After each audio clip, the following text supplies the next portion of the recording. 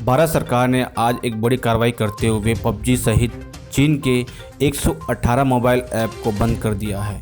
इनमें पबजी जैसा बड़ा गेमिंग ऐप भी शामिल है जो किशोरों में काफ़ी लोकप्रिय है। 2 दिन पहले चीन की ओर से फिर से आक्रामकता दिखाने और भारतीय सेना की ओर से हुए प्रतिकार के बाद ये फैसला लिया गया है। चीन से टकराव बढ़ने के बाद से अब तक भारत सरकार चीन से जुड़े 224 मोबाइल ऐप पर रोक लगा चुकी है। इसमें कई क्लोन हैं।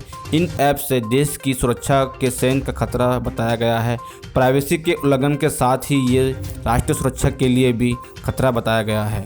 इस लिस्ट में गेमिंग चाइनीज ऐप शामिल है।